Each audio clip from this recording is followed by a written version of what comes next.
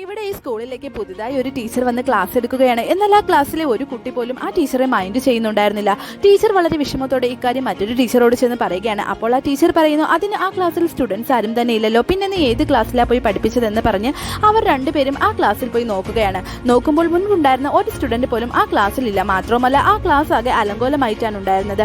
അങ്ങനെ ആ ടീച്ചേഴ്സ് രണ്ടുപേരും അവിടെ നിൽക്കുമ്പോഴാണ് ആ സ്കൂളിലെ പ്രിൻസിപ്പൽ അങ്ങോട്ട് വന്നിട്ട് പറയുന്നത്, ഈ ക്ലാസ്സിലെ കുട്ടികളെല്ലാവരും 20 വർഷം മുൻപ് ഒരു ഫയർ ആക്സിഡന്റിൽ മരണപ്പെട്ടു പോയി എന്ന്. അങ്ങനെ ടീച്ചേഴ്സ് രണ്ടുപേരും അവിടെ നിന്ന് പോവുകയാണ്. അവർ തിരികെ വീട്ടിൽ വന്നപ്പോഴാണ് ആ ടീച്ചർക്ക് ഒരു കോൾ വരുന്നത്. ആ ടീച്ചറുടെ അമ്മ ടീച്ചറെ കാണാനായി സ്കൂളിൽ വന്നിട്ടുണ്ട് എന്ന്. അങ്ങനെ ആ ടീച്ചർ സ്കൂളിൽ പോയി നോക്കുമ്പോൾ അവിടെ മരണപ്പെട്ടു പോയ കുട്ടികൾ ഗോസ്റ്റായി വന്ന് ആ ടീച്ചറുടെ അമ്മയെ താഴേക്ക് തള്ളിയിടാൻ പോകുന്നതായി കാണുന്നു. അങ്ങനെ ആ ടീച്ചർ കയ്യിലുണ്ടായിരുന്ന ഒരു കത്തി ഉപയോഗിച്ച് ആ ഗോസ്റ്റിനെ എല്ലാം കൊല്ലുന്നു. പക്ഷേ കുറച്ച് സമയം കഴിഞ്ഞപ്പോൾ തന്നെ അവിടേക്ക് പോലീസ് വരികയാണ്. ഈ ടീച്ചർ ഗോസ്റ്റ് എന്ന് കരുതി കൊന്ന സ്റ്റുഡൻസ് എല്ലാം ശരിക്കുമുള്ള സ്റ്റുഡൻസ് ആയിരുന്നു. ഈ ടീച്ചറുടെ അമ്മയെ തള്ളിയിടുന്നതായി കണ്ടത് ടീച്ചറുടെ വെറും തോന്നലായിരുന്നു. ഈ ടീച്ചർ അവിടെ കണ്ട പ്രിൻസിപ്പളും ടീച്ചറും ശരിക്കും പ്രേതങ്ങളുമായിരുന്നു. ഇവിടെ